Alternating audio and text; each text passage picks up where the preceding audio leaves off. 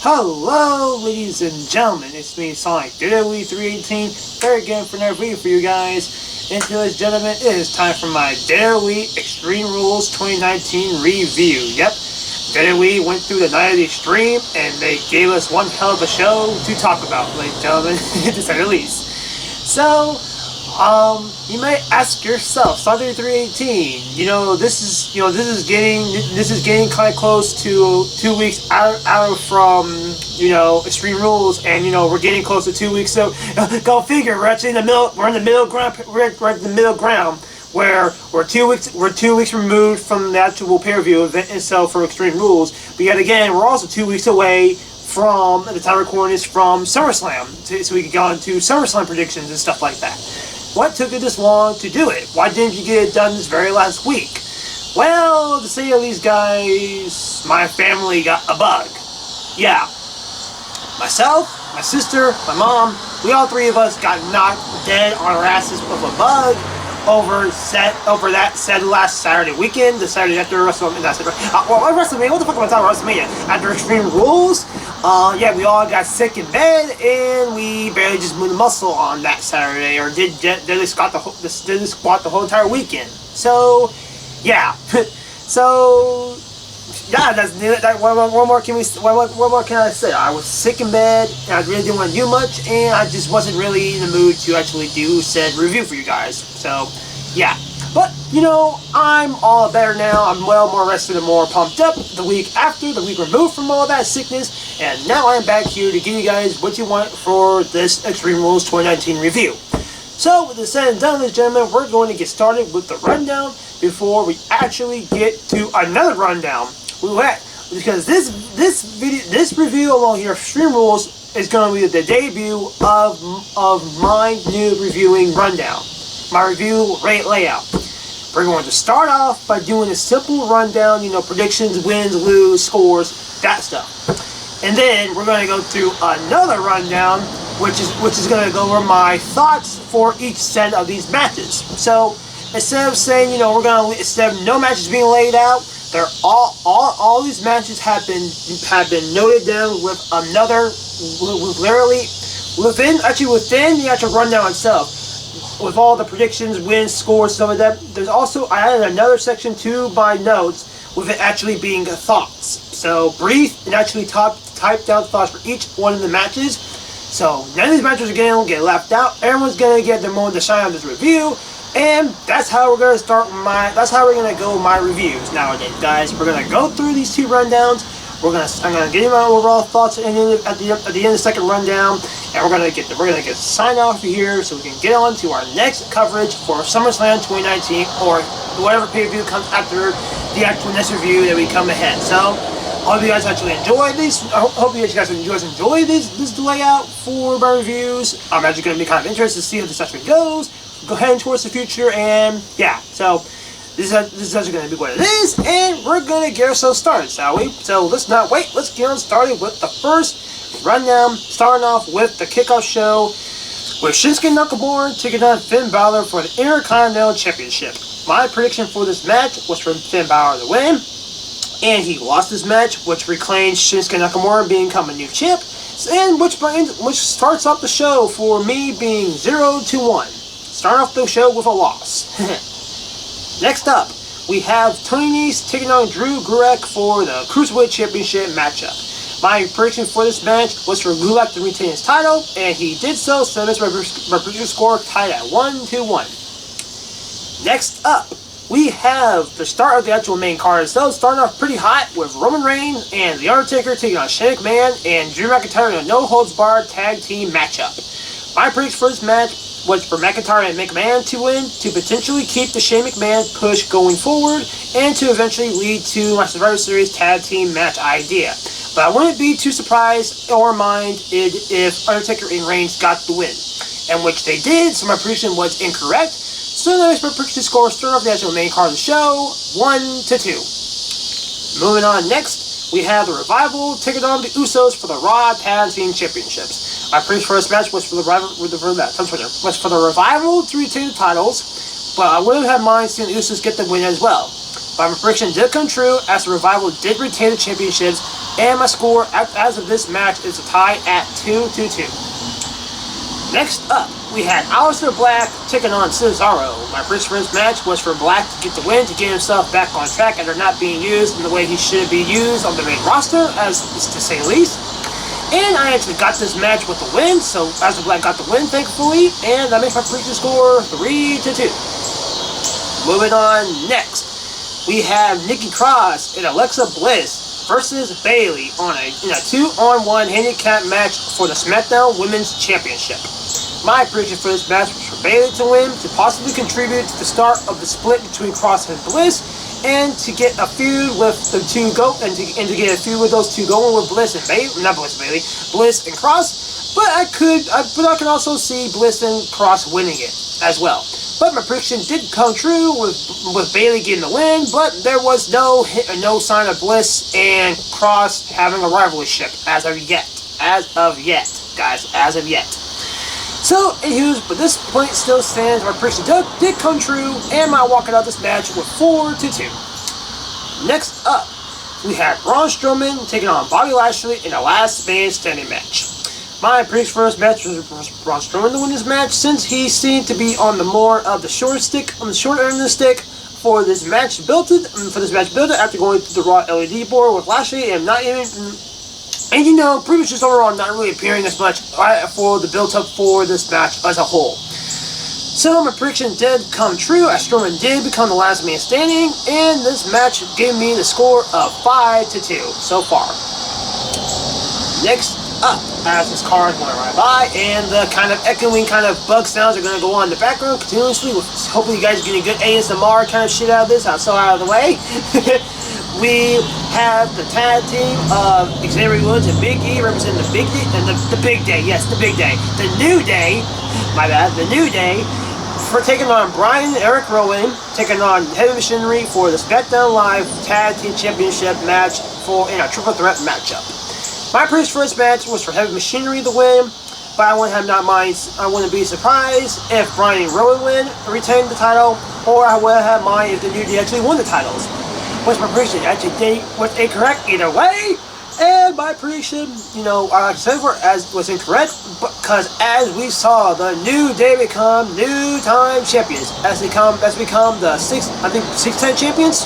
So yeah, I'm quite certain it's a six-time champions, but don't quote me on that. But still, anywho's, New Day become champions at Extreme Rules. So there you go.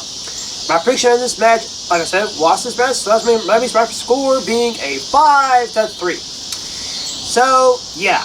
Next up, we're going to go towards we have AJ Styles taking on Ricochet in the United States Championship matchup. My prediction for this match was for Styles to win, to continue this feud, to have Ricochet chase and have Ricochet give the chase, and eventually get back the title in the future.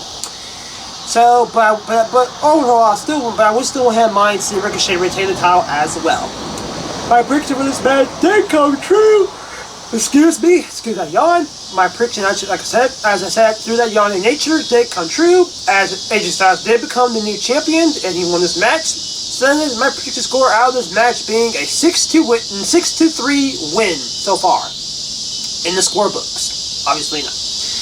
Next up, we have Dolph Ziggler taking on Kevin Owens. My prediction for this match was for Kevin Owens to win this match, and he won this match, so that's my prediction score, 7-3.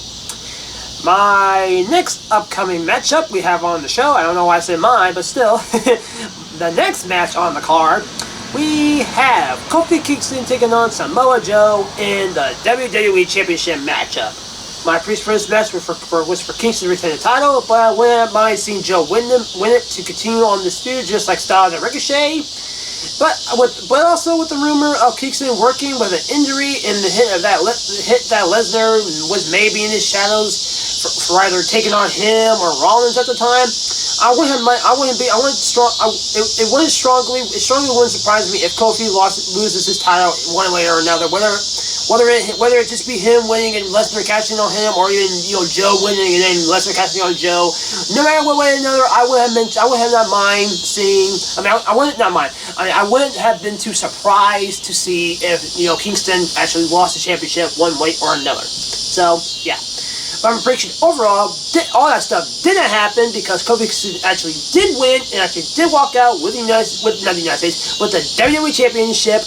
And he did become, he actually did walk out with the championship, obviously enough. So, I walk out this match with the win, and I walk out with a 7-4 victory so far out of this show. So, next up, heading towards the actual main event, we have Seth Rollins and Becky Lynch taking on Baron Corbin and Lacey Evans in a winner-take-all mixed tag team Extreme Rules match for the Raw Women's Championship and the Raw Universal Championship.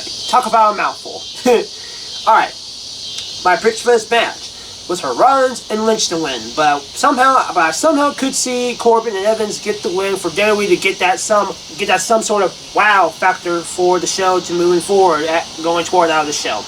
But none of that happened, as Rollins and Lynch did get the win, with it being the 8-4 win, going towards the actual ending match of the night, which turned out to be the Lesnar cash-in on Rollins.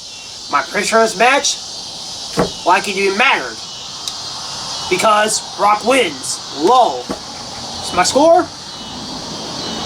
I said fuck it. Keep it 8-4. We all knew this was coming, so I said fuck it. 8-4. That's my final score of the show. It's 8 wins and 4 loses for Extreme Rules 2019. So, yeah, my final score out of this section of the rundown was 8 wins and 4 loses. So now with the said, we're going to roll back onto the beginning of we're going to roll to the top of the tape, and we're going to start our second rundown, which is our thoughts rundown. So we're going to start out with Shinsuke Nakamura and Finn Balor's match. My thoughts on this match, I had noted. I had a thumbs up emoji, and I had this. From what I could get out of it, due to the network freezing at a point and not refreshing into the double Kinshasa finish point of the match, but why they got it? But seriously, I mean, I pretty much enjoyed this match. I'm getting with this kind of messy kind of typing.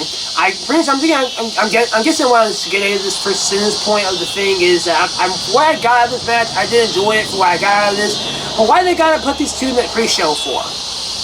I mean, yes, I get why, because they only had like 1 or 2 backstage moments with each other. Yeah, it kind of makes sense, but still, they're main event guys, and then we should be caring about them. They should be on the main card, and yeah, it makes sense, but in a sense, they deserve better. See, there you go. They deserve better, but for this match, it makes sense. There you go. Alright. Moving on next to the Cruiserweight match with Tony Nese and Gulak. My thoughts on this match was, it was entertaining, but definitely not as good as what these two do and Tozawa offered back at Stomping Grounds. Enough said. Now moving on to Roman Reigns and Undertaker and Shane McMahon and Drew McIntyre's match. My thoughts on this match was that I said that it was not as great as it could have been, but it was what it was. Still watchable match nonetheless. So, yeah. This is what I mean, guys. Second rundowns. We're gonna be pretty brief. They're gonna be pretty brief because we're going down the whole entire card, and we're talking about them in full. We already talked about it in full in the first rundown, and we're going through another rundown. So this is what it's gonna be like, guys. This is a kind of preview and kind of influence of what my reviews are gonna be like in going forward now, guys. So this is what it's gonna be like. Notes may be short, notes may be long. We just have to see what happens as the time goes by. So this is what's gonna be so far. So there you go. So moving on next. With the Revival and Usos, my thoughts on this was it's always good to see Usos tag team match, but I didn't feel anything too major out of this match. Good, but nothing too special. Next up, we had Aleister Black and Cesaro. My thoughts were that while the overall match felt like more of a match you would see on Raw or SmackDown, these two most certainly went out there and gave us an entertaining match, to say the least. So, yeah. Next, for Nick Cross and Bliss and Bayley, my thoughts were, I wasn't expecting this match to be as entertaining as it was, but, you know, it's great for them to do it. Granted, it isn't going to be anything future. It's not anything, you know, groundbreaker or forced down. Like, you're going to look at a future like, oh my gosh, Bayley and Bliss and wow. Talk about that being a match. No. Bliss and Cross and Bayley. Wow. Remember that match? Wow. That was a wow factor match. No, it was not going to be anything like that, but still, it was still overall a fun match to watch. So, yeah. Yeah, you tune in next time for Bliss and Cesaro taking on Bayley. Yeah. No, I'm joking. Alright, for the last man standing match for Braun and Bobby Lashley, I had, man, what a match. Had multiple holy shit chants and even an ECW chant near the end of the match. Granted, it did seem a bit long and extended due to the lag on my end while watching this with my family, which prompted my sister to rant along the way due to how stupid the match was. Yeah, how stupid the match was. But it was, as I said, a match definitely worth the Extreme title of Extreme Rules. So, yeah. And this is not going to be the end of the whole lagging story, because, yeah, this whole show, this whole show, we had a very, very, very, very bad experience on the show. So, with lagging and shit like that, due to both on my end, even though it's partially my fault, and I should have actually done, which I will address what I'm about to say in the future. But it's my bad for not actually doing what I'm about to say, address here in a bit, during the times where I could have helped this fact in my experience. But yeah, I must say that we had, up until a point of the show, we had a very, very bad and very, very drawn and lengthy and pretty much drawn out freaking experience watching the show due to lag. So, but I will address this as this fixed here in a bit. So, yeah. Anywho, so yeah, as I said before, this match, while it was long because of that reasoning, you still deserve the title of Extreme coming out of Extreme Rules. So, moving on next to Woods and Big E, and the SmackDown, pretty much the SmackDown Tag Team Triple Threat match. So there you go. My thoughts were that actually before I get to my thoughts, I had note. Go figure. This is probably what we're going to address right now. I said note. This was the point where me and my sister came totally unglued. We came totally unglued. So bear in mind, all through the show, starting out Roman Reigns' match up to this point, we watched the lag. We deal with extreme crashing and lagging on the network at the time. So, bear in mind, from the start to the top of the card up until now with the SmackDown Tag Team matchup, this is the point where me and my sister came totally unglued and had to do something about our watching experience and return to this match after configuring some things with the network to make the lag we've been having bearable, if not gone completely. So, yeah. So, but now with this said, now with me addressing that point in mind, which was just me refreshing, which was me just going to the home, was going back to home, to the WWE Network and refreshing, going back to the main homepage again, and then going to schedule and then say, hey, watch from the beginning and just say, let's find the point in the video and point here on my mom's tablet, and got to that point of there, had to say, hey, this is the point where the show's, this is where we stopped at on our computer. So I got that point right there. I closed that off. I said, you got your purpose. Back to the laptop. We found the point of that show. We refreshed it. We got to that point again, and we watched the show to that point with no problem whatsoever. Granted, there may have been a few, stops, like maybe one or two stops along the way, but still, there was no incredibly long lasting thing. You had to wait for freaking like a minute anywhere between a minute up to 5 minutes, you're like, oh my god, when will it play? Just, that type of shit. None of that shit happened at that point. So, anywho, now this dress is out of the way. My thoughts of this match were, after we gathered our composure and enjoyed this match for what it was worth, it was a one chaotic tag team match in a good way. Lots of nice spots and a totally unexpected finish with the New Day actually getting the win. So, there you go. Next up, we had Styles and Ricochet. My thoughts on this match was arguably the match of the night. What more can be said? Lots of good moves and lots of close calls overall. Wow, the crazy match between these two to say the least for Styles and Ricochet.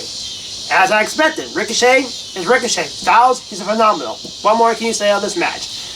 Like I said before, going into the show, these are two guys clashing heads. One more great spectacular shit you're gonna get out of Ricochet and Styles. What more can you ask for them? So there you go. Next up, we had Dolph Ziggler and Kevin Owens. My thoughts for this match? Well, that was fast, but also a nice after-match pipe bomb-esque promo on Shane from Owens to continue his edgy face push. So there you go.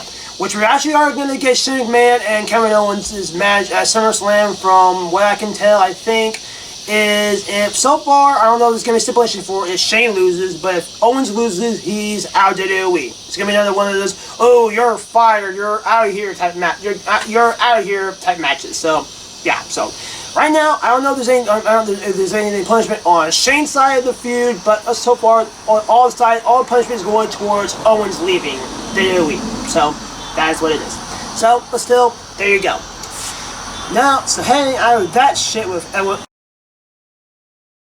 Owens and Shane and Ziggler, because obviously it was matching Ziggler, we head on to Kofi's and Samoa Joe's match. My thoughts on this match was it was not as eventful of a match as a 5 and no Lesnar yet. But still an entertaining match to say the least. So, yeah. Moving on next, we have the Rollins and Becky Lynch and Corbin and Lacey Evans match for the end of the card.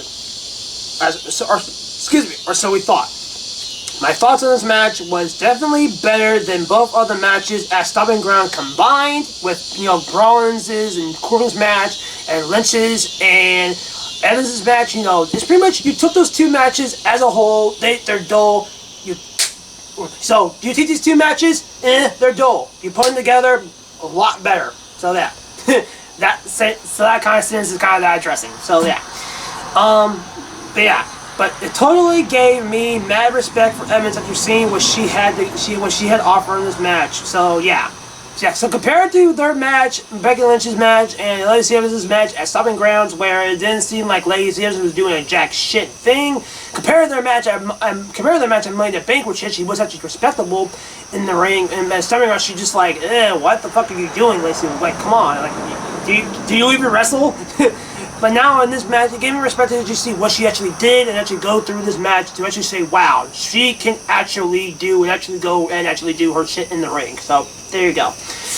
But still, overall, what a match! What a way to end the show off. Until we had Lesnar cash in. My thoughts on the cash in? Well, at first, I was peeved about the cash-in. It overall does give Rollins a way to get back at the championship with yet another feud of Lesnar heading into SummerSlam. But still couldn't stop saying fuck off when the show was all said and done. Because I was literally peeved the hell off. Because I literally couldn't stand it. Literally, guys, I literally can't stand it. Because literally, when will it be enough of Lesnar? We've grown tired of it. We've grown tired of it. We've grown tired. We're done with Lesnar. When will it stop? When will it stop? I don't know. But still, with that said, that's pretty much the end of the show. Now, with this, like I said before, I walked out with an 8-4 victory. And this leads me now to my overall thoughts, ladies and gentlemen, which was, while the lagging experience kind of held down my overall enjoyment of the show, and while it being